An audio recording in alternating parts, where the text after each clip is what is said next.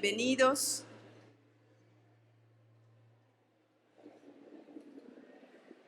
A este evento, sin duda trascendental para la historia de la Feria del Libro y también me parece para nuestra historia personal.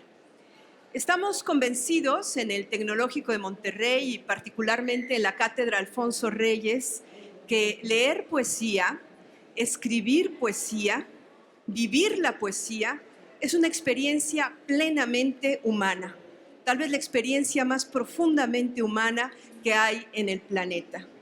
Por ese motivo hemos convocado a uno de los poetas más relevantes de nuestro tiempo, un poeta que es una voz influyente en el mundo árabe, pero que al mismo tiempo es un poeta profundamente universal. Nos sentimos profundamente complacidos y muy agradecidos también a la editorial Vaso Roto y a Janet Clarion por haber hecho posible que hoy esté con nosotros el poeta Adonis. Muchísimas gracias por haber aceptado la invitación.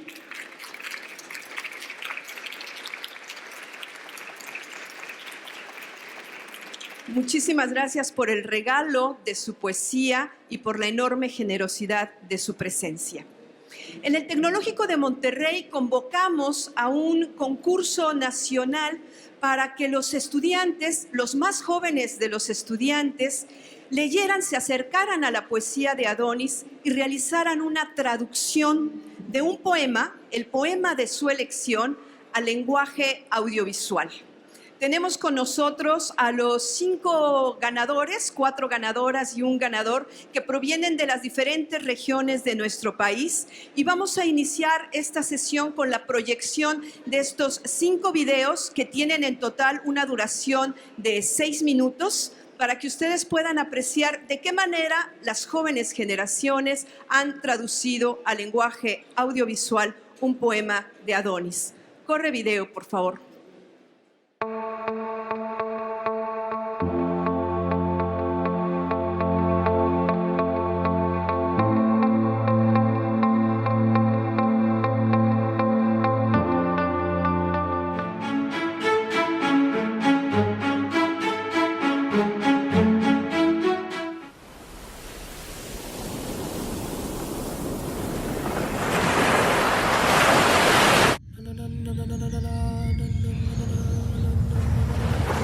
Eterna, una pena en torno a la cual florecen las ramas. Eterna, un viaje cuyos ojos hunde río en sus aguas. Una ola me enseñó que la luz de las estrellas, el rostro de las nubes y el gemido del polvo son una sola flor.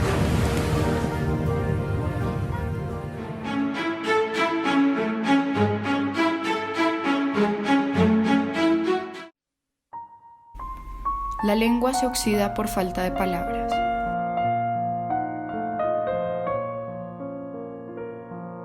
El ojo se oxida por falta de sueños. El rostro es la luz del cuerpo. Cuando el rostro se ensombrece, todo el cuerpo se apaga. El hombre es un libro que la vida lee sin cesar.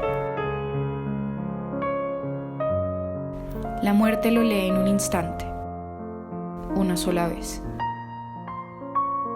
La melodía es para el oído. El color es para el ojo. La palabra es para todo el cuerpo.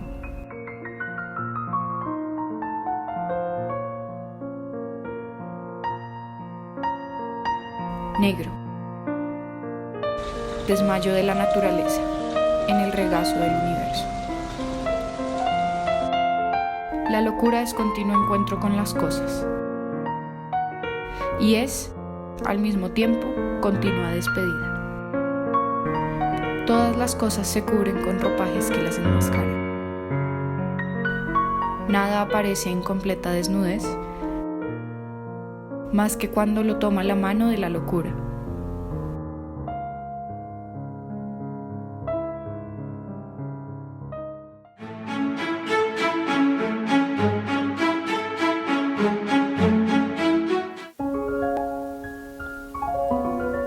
Si el espacio llorase, como pretende la nube, el viento sería una historia de lágrimas. En el polvo toco los dedos del viento, en el viento leo la escritura del polvo. El camino no puede avanzar de verdad más que a través de un viento dialogante con su propio polvo.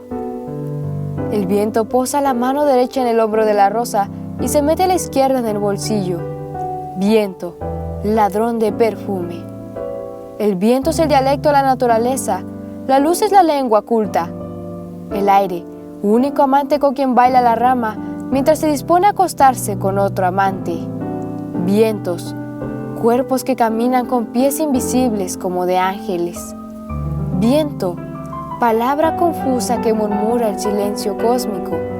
El viento enseña silencio, aunque no cese de hablar. Hoy, triste por el aire enfermo, la delfa no ha bailado. Al árbol le gusta entonar canciones que el viento no recuerda. Viento, puerto único, movimiento perpetuo hacia lo desconocido.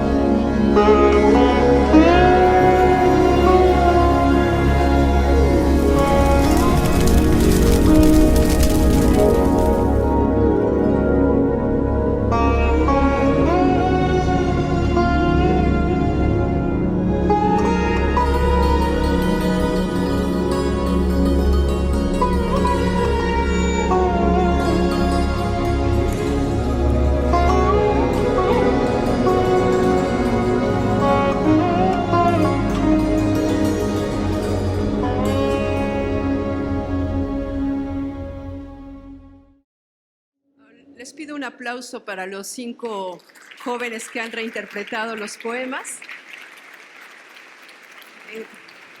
A continuación vamos a escuchar en francés con traducción simultánea la conferencia de Adonis, la poesía como punto de encuentro entre Oriente y Occidente.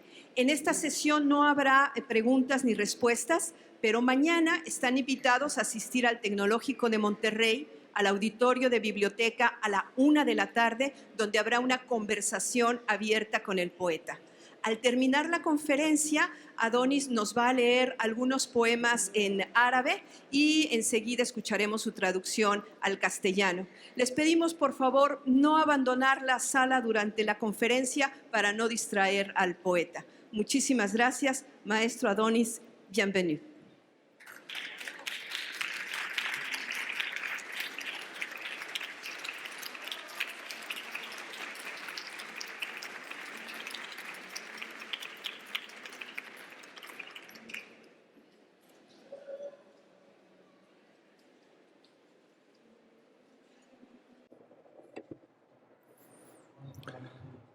Buenas tardes a todas y a todos, queridos amigos. La verdad y la libertad son la esencia del ser humano.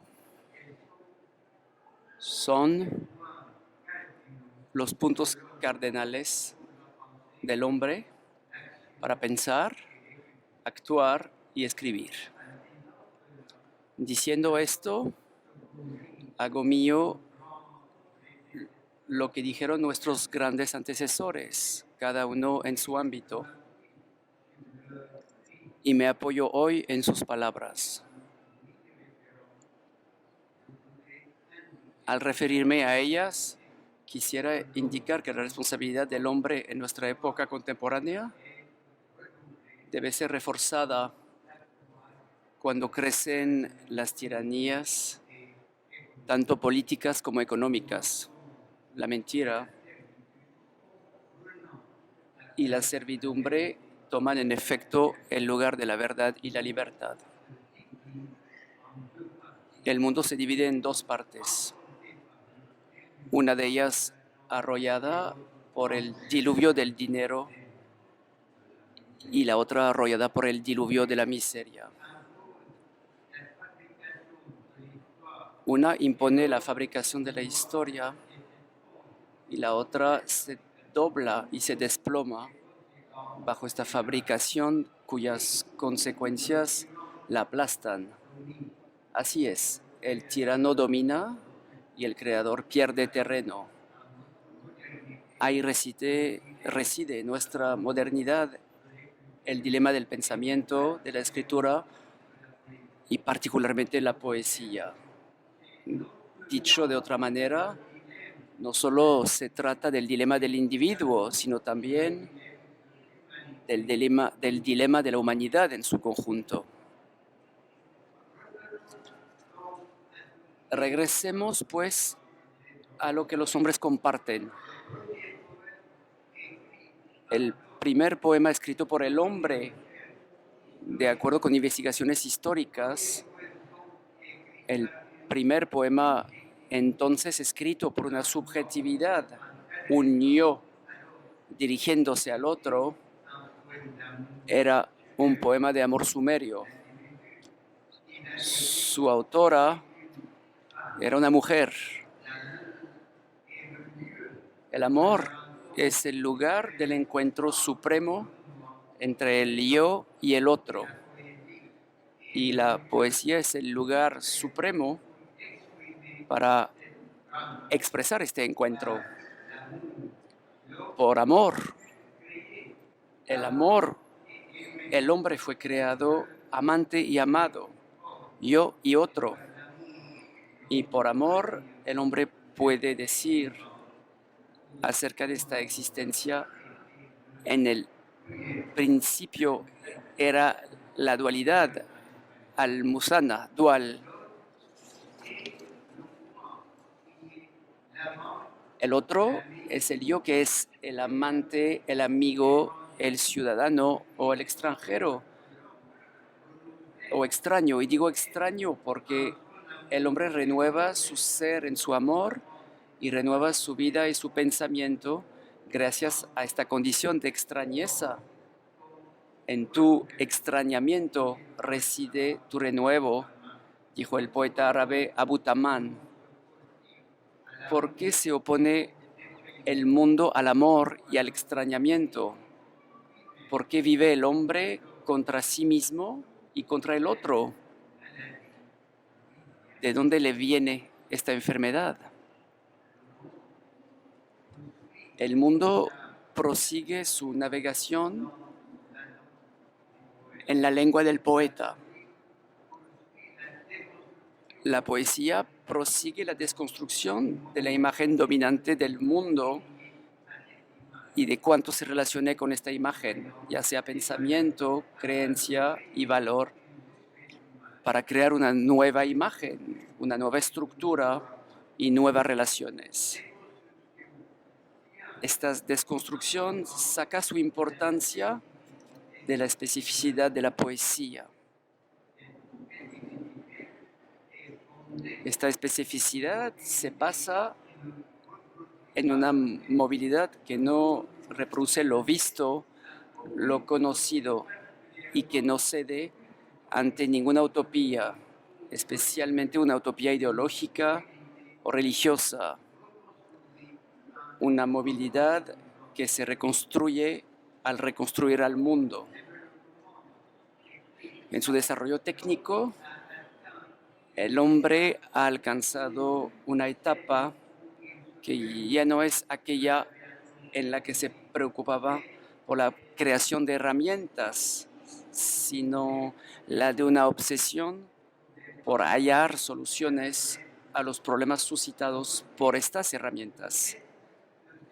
No deja de crecer la distancia entre el progreso cultural y social y el progreso científico y técnico. Se trata de una distancia que impone nuevamente una interrogante, un círculo vicioso. ¿Qué debemos modificar primero? ¿El mundo o el hombre? ¿Y cómo? Ello significa fundamentalmente que el hombre consiguió plasmar el progreso, pero que fracasó al implementar este progreso en el que triunfan el arte del comercio y del consumo. En otros términos, todo aquello que desmiente las esperanzas y los sueños ligados al progreso y a sus horizontes cognitivos y humanos. Hoy surgen en este marco problemas nunca vistos. A causa de este progreso, amenazan el futuro del hombre y de la tierra al instaurar una globalización banal que desprecia la esencia humana y que generaliza arrogancia y vanidad para imponer una creencia en el poder de la ciencia y la técnica, que serían las únicas capaces de salvar al ser humano, como lo que predica la religión, en la que el ser humano se convierte en un péndulo que oscila entre dos polos, por un lado Dios y por el otro la máquina. Las dos palabras Ilah, Dios, y Allah, máquina, se escriben con las mismas letras en árabe. Este golpe del azar que incita a reflexionar, especialmente debido al hecho de que existe hoy una alianza entre ambos y que el hombre se encuentra atrapado entre ellos, la máquina de la tecnicidad material y la máquina de la tecnicidad celeste. Así, la máquina se diviniza y Dios se maquiniza. Recordemos aquí las palabras de Heidegger, según el cual la máquina ha perdido su principal significado, ser un medio de servicio al hombre, al convertirse, al contrario, en una cosa que escapa al control del hombre.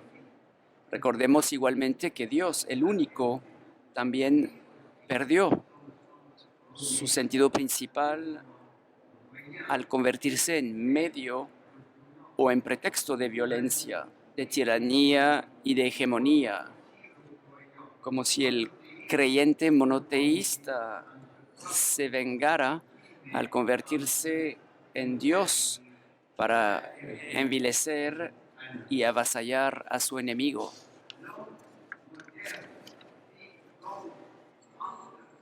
El hombre moderno vive pues entre estas dos máquinas, la máquina material y la máquina espiritual. En esta perspectiva, el singular se disuelve en el plural. El singular solo existe dentro del plural y no por sí mismo. Es como decía el filósofo Al-Farabi, filósofo árabe, para aquel que existe en su yo le pertenece. Para aquel que existe en una máquina, su yo pertenece a alguien más. El yo es rechazado en la medida en que busca ser singular. El imán al-Shafi'i le dio a la relación entre el singular y el plural una forma particularmente precisa para la interpretación del Corán, al decir aquel que solo interpreta el Corán mediante su opinión singular se equivocará, aunque diga la verdad.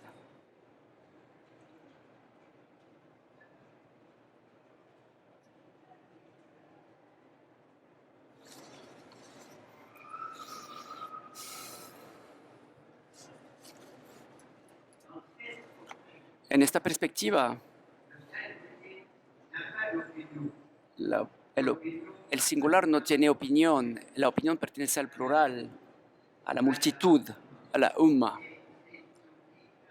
Y se trata de lo que se aplica de alguna manera u otra, por un motivo u otro, a las sociedades de nuestro mundo actual. Si acaso existe una diferencia entre una sociedad y otra, entre una cultura y otra, se trata de una diferencia de grado, no de género. Así el singular, sea cual sea, termina siendo, a pesar suyo, estando confinado práctica y culturalmente a un pasado institucionalizado en el presente o en un presente monopolizado por el pasado. En el occidente europeo y estadounidense, la cultura es ante todo una cultura de mercado.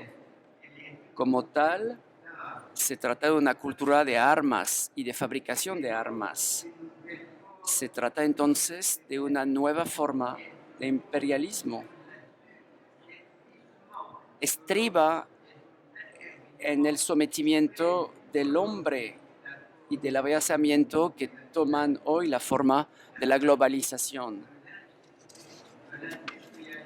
La máquina de la industrialización globalizadora y la máquina de la unicidad divina cooperan para generalizar la cultura de la domesticación y de la estandarización,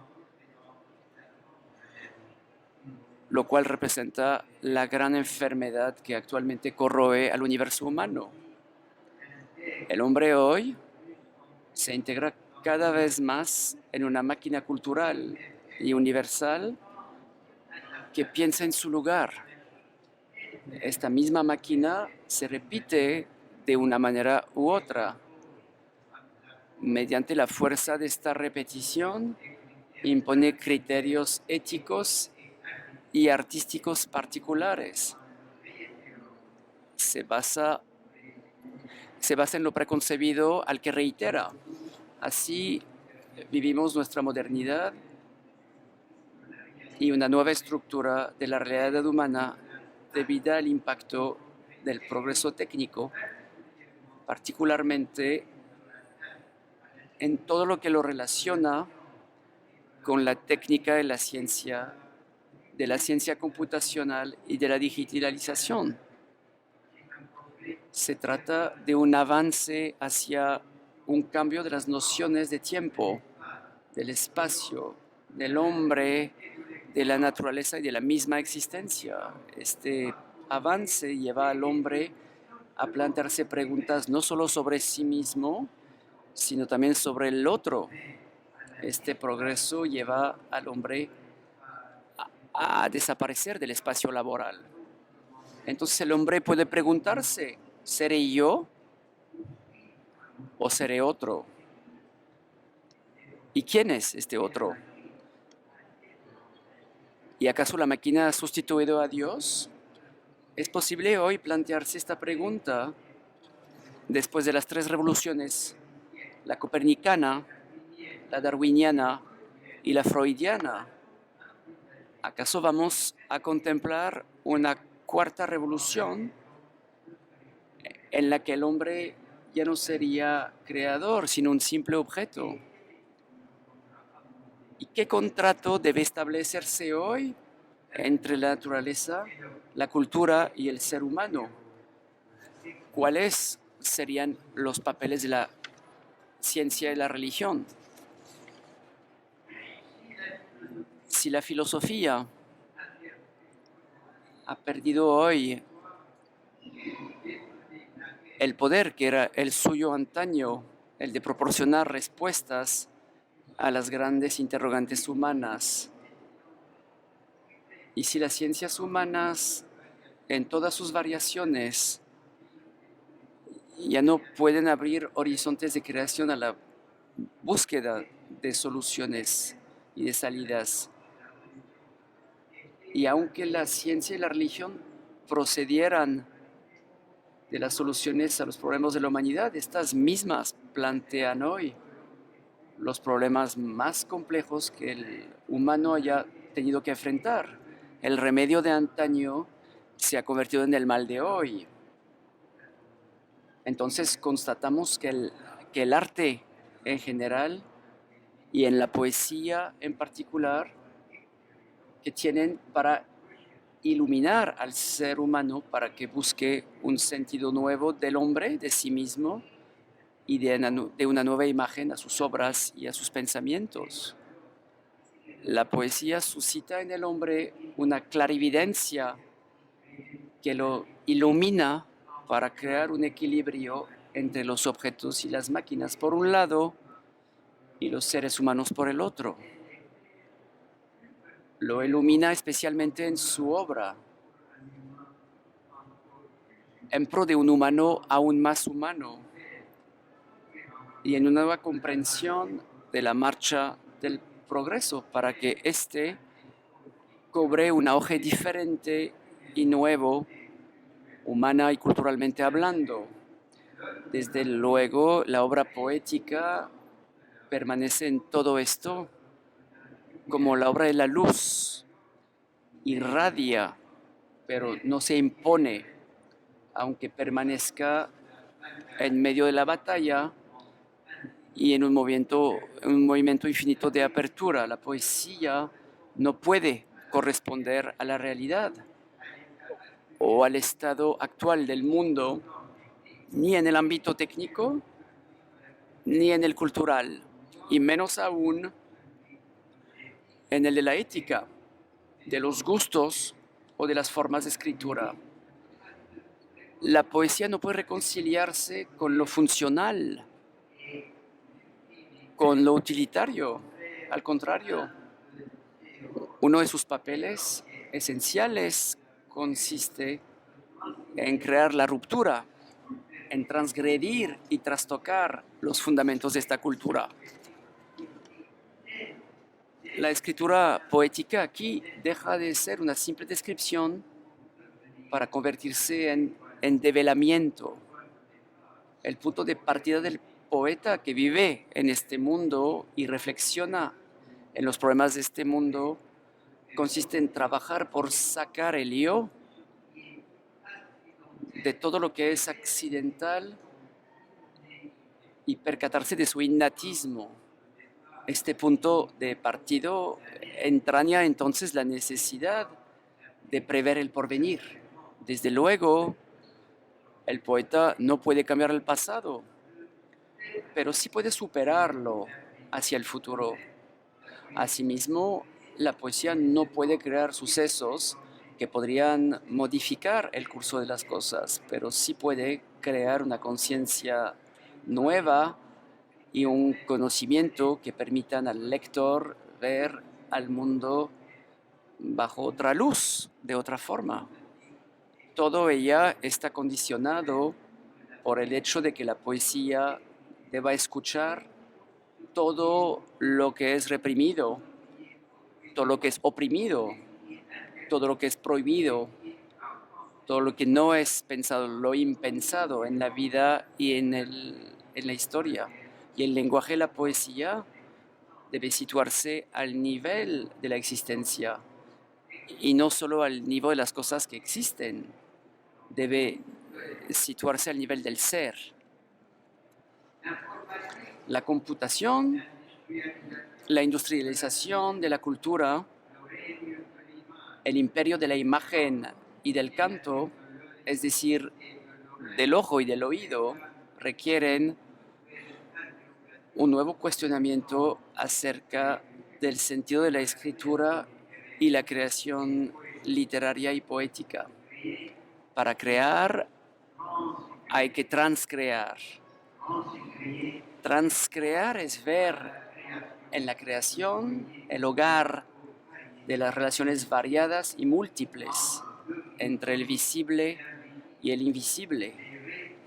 Las redes en las que convergen las ideas y las cosas y donde se integran las dimensiones del conocimiento de sí mismo y del conocimiento en general. En la obra así concebida se conjunta ese todo cognitivo y humano.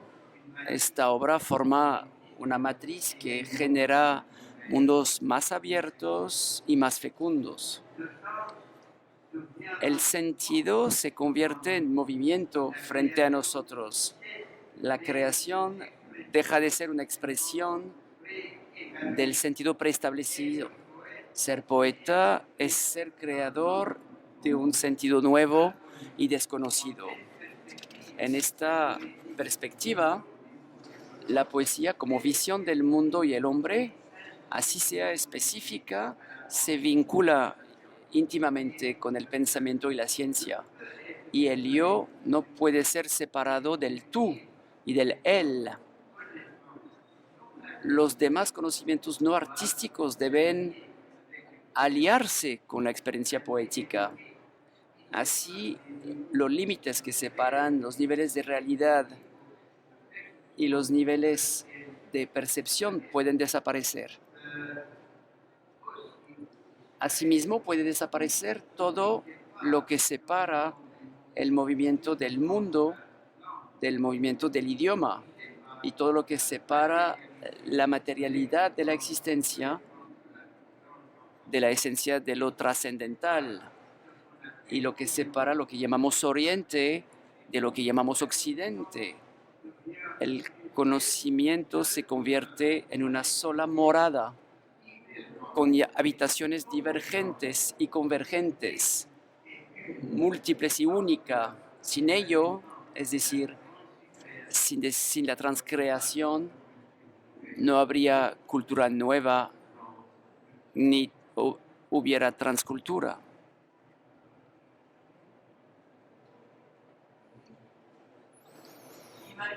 Imaginemos que adoptemos un nuevo término para la geografía de la poesía. Este término sería geopoética. Y pienso que amigos míos ya han recurrido a este término. Este va a iluminarnos para decir que la poesía en su índole y su esencia es como el amor, transcontinental, transétnica, transcultural y translingüística. El hombre mismo es creado poeta como es creado amoroso. Quiero decir que el hombre existe para cambiar al mundo que le ha sido dado. Y quiero decir que es por esencia un ciudadano cósmico como el aire, el agua y la luz. Y esto nos ayuda a afirmar que un poema escrito en los albores de la historia puede rebasar, superar los criterios del progreso y la regresión, como puede además ser más hermoso y más humano que muchos poemas escritos en nuestro siglo. La poesía vive más allá de los tiempos, de los sitios y las culturas, en un tiempo humano y común, en un lugar humano y común, en una cultura humana y común. El horizonte del arte en general es universal. Se trata de una geografía hecha de sol, de aire, de tierra, es elevación del hombre y llamado a pensar verticalmente, rebasando todo lo que es lineal. Es entonces humano pensar que la humanidad sería un todo orgánico. Del contrario, de no ser así, no sería sino salvajismo con atavíos humanos. Cabe insistir en el papel que ha de desempeñar el mitos en armonía con el logos para ver mejor cómo se asocian la técnica y el arte. El mitos es aquí, de alguna manera, el tercero incluido que unifica las contradicciones en una estructura abierta. Cabe entonces rebasar radicalmente cualquier dogmatismo, especialmente la religión. Este pretende ser depositario de la verdad, con V mayúscula. Pretende entonces conocer no solo el pasado y el presente, sino también el futuro. Pretende además que su palabra es insuperable. La principal falla de este dogmatismo es que se dirige al prójimo como uno y no como múltiple, y que se dirige al prójimo no para dialogar con él, sino para convertirlo. Se trata de una falla ontológica que anula la esencia del hombre y la libertad. La visión que emana de este dogmatismo prácticamente cierra la puerta al conocimiento. Considera el arte y el conocimiento como una simple explicación de lo que ha sido dicho por la revelación, puesto que este dogmatismo implica que el hombre ya no tiene nada que decir después de lo que dijo la revelación. La transcreación se sitúa en el extremo opuesto a esta visión. No existen barreras en el conocimiento, ni límites a la creación. Si la certeza en el dogmatismo religioso o ideológico es un criterio y un ideal absoluto, y si el hombre es un simple medio para defender dicha certeza, entonces el contrario también vale acerca de la transcreación.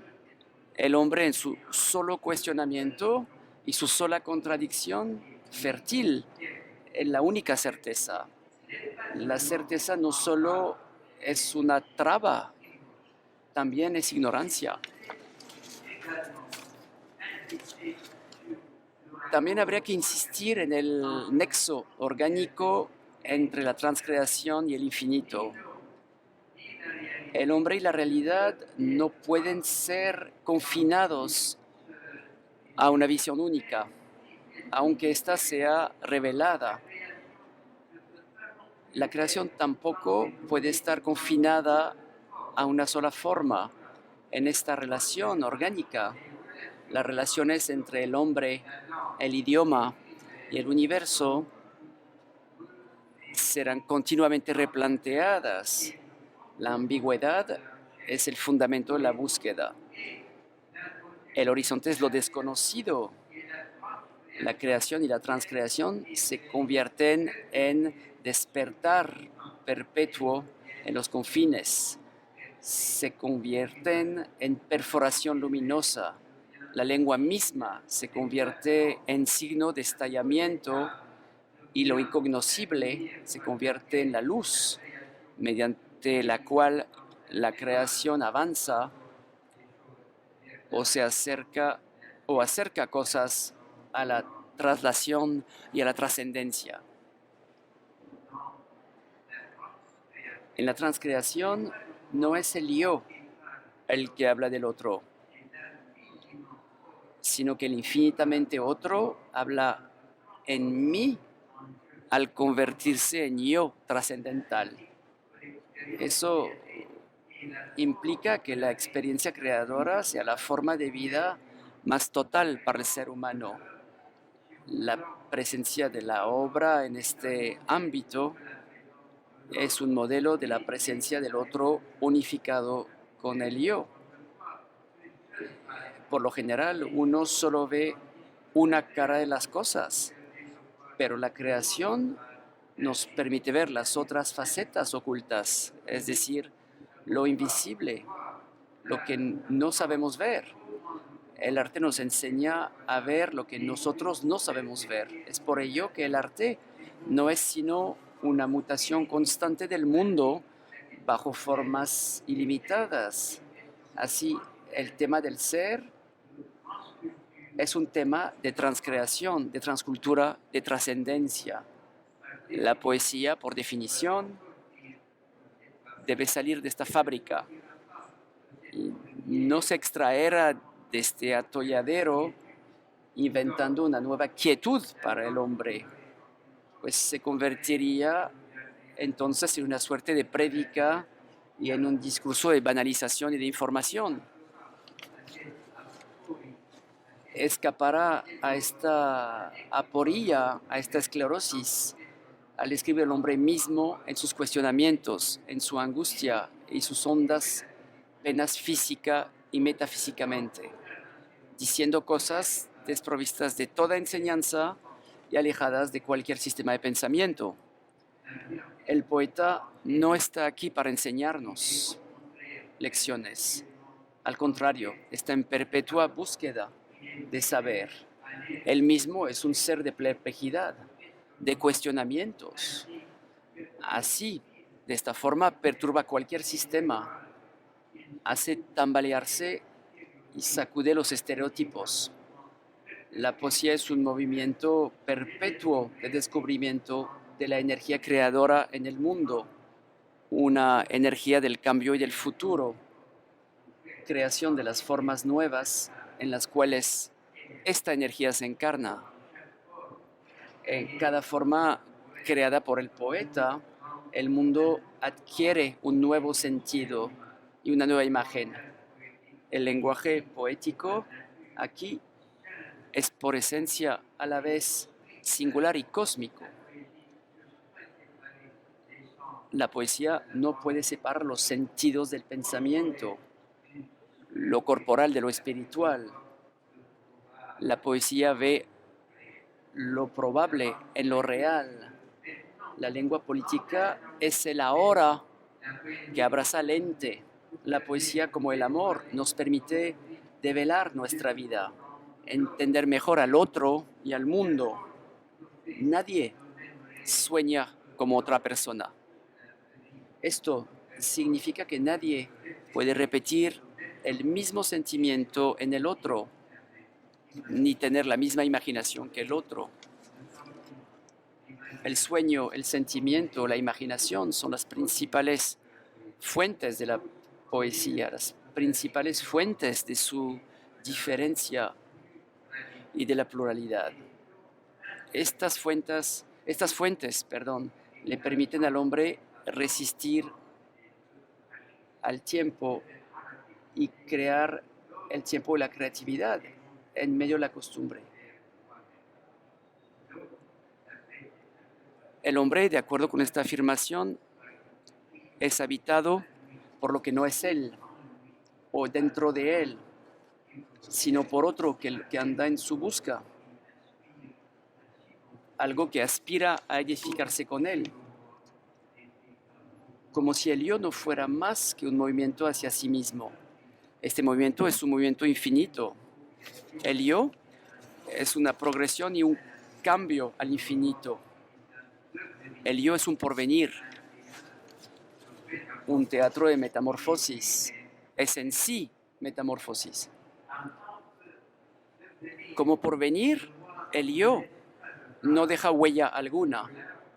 De ahí el hecho de que la poesía es una creación continua, como si fuera comienzo, más allá de cualquier huella, porque la poesía sabe que el peligro de la huella reside en el hecho de que se transforma rápidamente en un camino común y trivial, llamado la tradición, el seguidismo. Estos forman parte del camino del nosotros, del público. El uno es plural y variado. La identidad que emana, que procede del uno, es una innovación infinita. Rebasa cualquier pertenencia a una lengua nacional. Es una variación del ser cósmico. Así, todos los poetas, más allá de la diferencia de su lengua, viven juntos, más allá de los tiempos, de los sitios, de las historias y de las geografías. En ellos se encarnan la forma más alta, la especificidad del hombre y la especificidad del mundo creadas por la poesía. El papel creador de la poesía consiste en despistar, en borrar las huellas. Es por ello que la poesía es la interrogación de la hora, abierta al porvenir, toma claramente el partido de lo que ocurre, no del pasado ni de la historia con H mayúscula. Así, la poesía supera las dos máquinas, la máquina material y la máquina celeste, así como todas las máquinas. Supera el oscurantismo técnico y el oscurantismo fundamentalista. ¿Cómo convertir la vida en poesía? Esta es la pregunta. Y ya no le toca al poeta asumir este papel, excepto en el sentido que perpetúa por la fuerza de la creación lo que los grandes creadores del pasado fundaron, seguir creando nexos nuevos entre lengua y existencia. Aquellos que le daban a nuestra vida una imagen más bella y más humana, le toca ahora a la sociedad asumir la responsabilidad de crear los medios que habrán de difundir estos nexos, de convertirlos en pan de cada día, desplegar y extender la visión poética a las otras visiones que dirigen el mundo actual.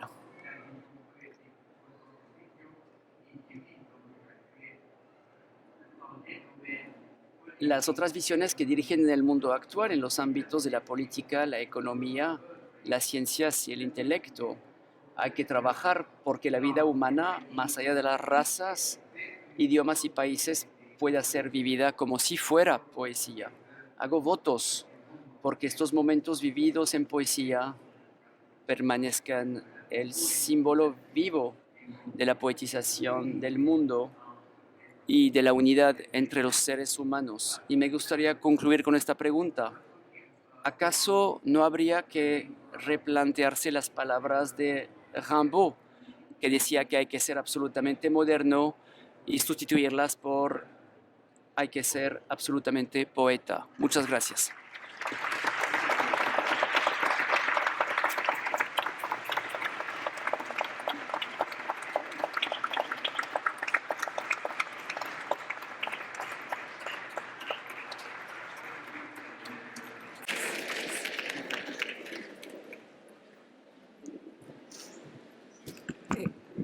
A continuación vamos a dar lectura de un texto que todavía no está publicado, está en proceso de traducción al español a cargo de Antonio Martínez Castro, Jafar Al-Anis y bajo la supervisión de Clara Janés. El título de este libro es Principio del cuerpo, final del mar. El maestro Adonis va a leer un poema y enseguida yo leeré su traducción al castellano. Principio del cuerpo, final del mar.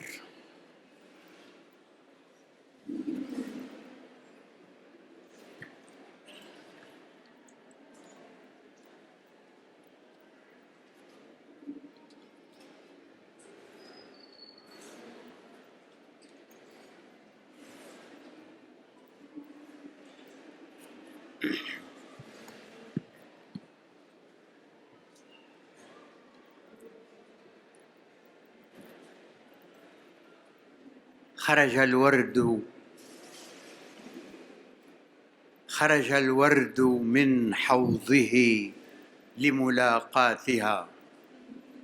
كانت الشمس عريانة في الخريف سوى خيط غيم على خصرها. هكذا يولد الحب في القرية التي جئت منها. Sale la flor de la maceta a su encuentro. Solo con un hilo de nube en la cintura la espera el sol de otoño. Así nace el amor en mi aldea. باسمها لا أريد البقاء لوجه البقاء. أتنور نفسي وأسلسل وقتي بين أحضانها وأغني لها باسمها. يا صديقا خطافيا يا جسمها المنور علمني الغناء. Por ella no quiero estar solo por estar.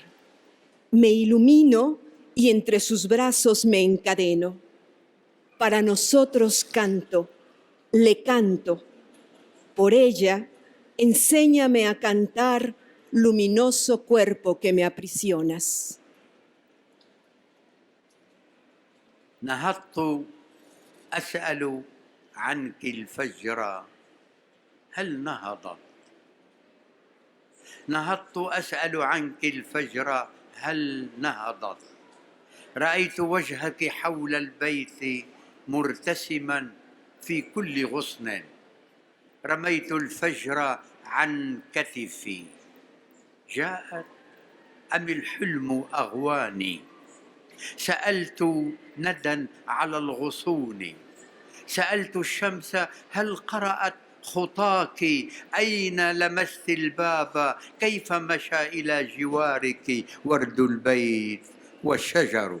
أكاد أشطر أيامي وأنشطر دمي هناك وجسمي ها هنا ورق يجره في هشيم العالم شرر. Me levanté y pregunté al alba por ti. ¿Se ha despertado ya?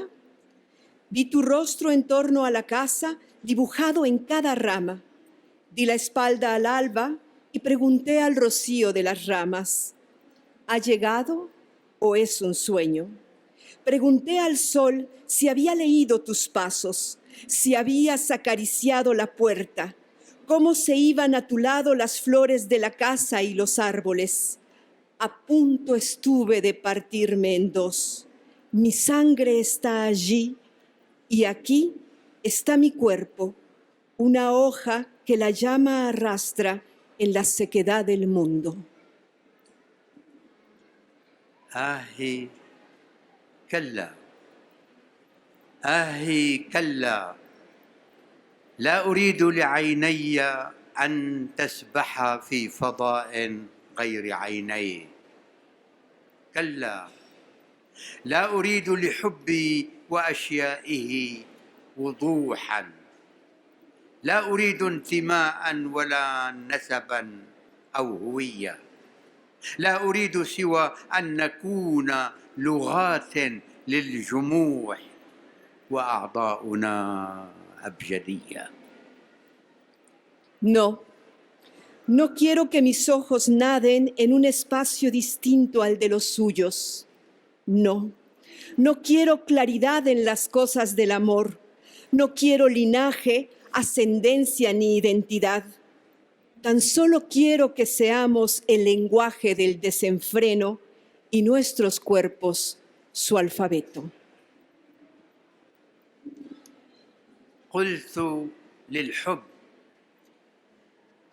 قلت للحب هيأت نفسي لأفعل ما شئته، أن أسمي حياتي مستقبلا يتبرأ من زمن الذاكرة. ونهضت مع الفجر، سرنا معا وسألنا ما يكون النهار. دخلت إلى مخدع الأرض، أصغيت، شاهدت وجه الطبيعة، وجه المدينة والضوء والشمس والليل والذروات، الحقول، البذار، الحصاد، الينابيع والعشب والكلمات التي تتزيا بأزيائها الماكرة، كلها تتوالد من رحم الذاكرة. Le dije al amor, estoy dispuesto a hacer lo que quieras. Llamaré a mi vida por venir para liberarme de la memoria. Me levanté al amanecer, anduvimos juntos y nos preguntamos, ¿qué es el día? Penetré en las entrañas de la tierra, escuché, miré el rostro de la naturaleza, la cara de la oscuridad, la luz, el sol, la noche, las cumbres, los campos, las semillas, las cosechas, los manantiales, la hierba, las palabras que se visten con astuto ropaje, y todo, absolutamente todo, nacía del vientre de la memoria.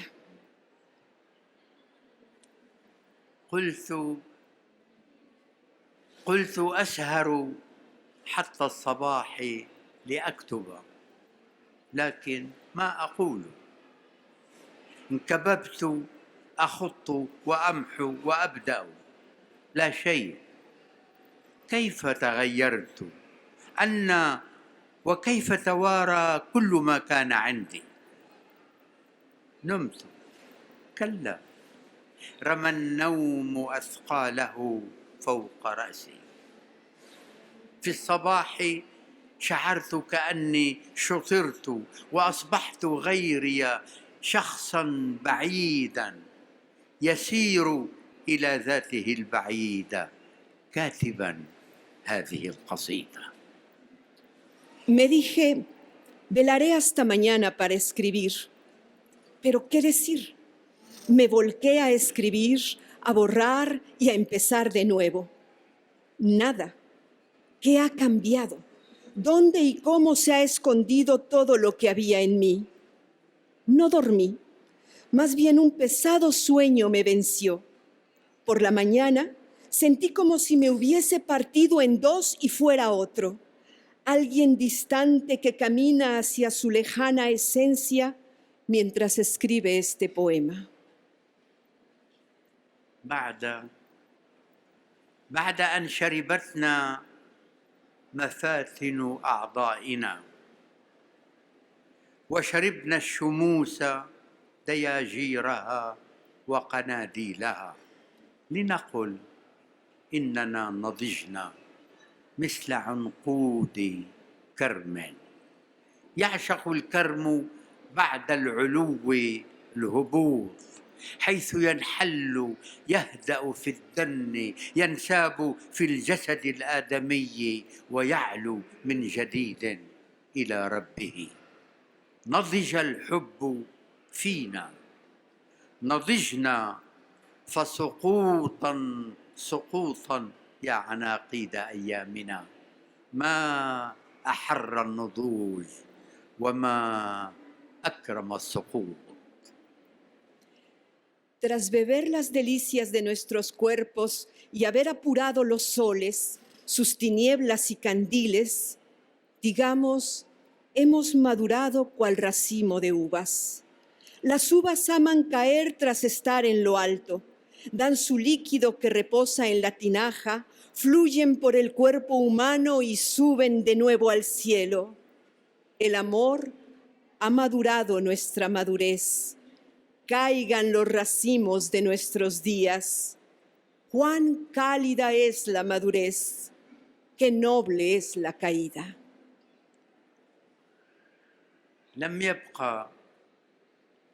لم يبق للشعر من أنقاض قافلتي إلى المجاهيل غير اللهو واللعب، واليوم أكمل ما أبدأت. بيت هوى تمدد في أرجائه حلم ميت، أشاهد في الكرسي صورته، في الباب، في قفله، في مقعدي وعلى سرير حبي، وفي الجدران والكتب. وقلت هذا لحبي في توحده، لم يصغي، ألقى على جسمي عباءته وراح يفتح أيامي على زمن طفل ويضحك من يأسي ومن تعبي. De los restos de mi caravana hacia lo desconocido, a la poesía le quedan solo el juego y la diversión. Hoy sigo lo que había empezado. Un hogar de amor se derrumbó. Se extendió por sus rincones un sueño muerto.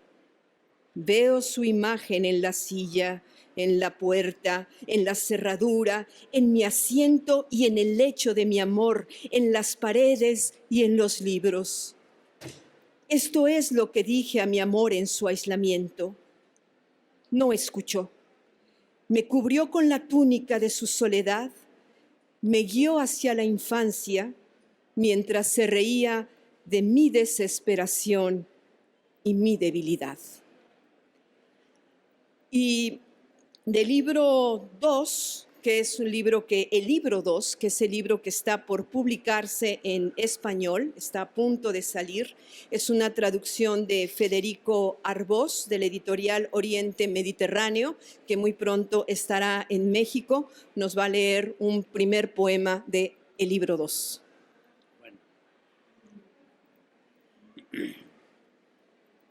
سيف رومي ودم عربي، سيف عربي ودم رومي، لعب والنرد رؤوس، جيل ينمو جيل بائد، والمؤمن في هذا اللعب المجنون كمثل الكافر، جسر واحد لمصير واحد. Espada bizantina y sangre árabe, espada árabe y sangre bizantina. Un juego, los dados, cabezas. Una generación madura, otra se desvanece. Y es lo mismo en este juego de mente, ser creyente o infiel. Un solo puente para un mismo destino. Y les leeré un poema más de el libro 2 para terminar. El caballo rasca el suelo con los cascos cubiertos de polvo, cada pata una sacudida. El caballo empareja su paso al del sol de las praderas y sus días sin relinchar, sin partir al galope. El caballo deja errar su mirada por una algaba de lágrimas. Cayó el jinete, el compañero de viaje camino de la nada. Ni resurrección, ni retorno.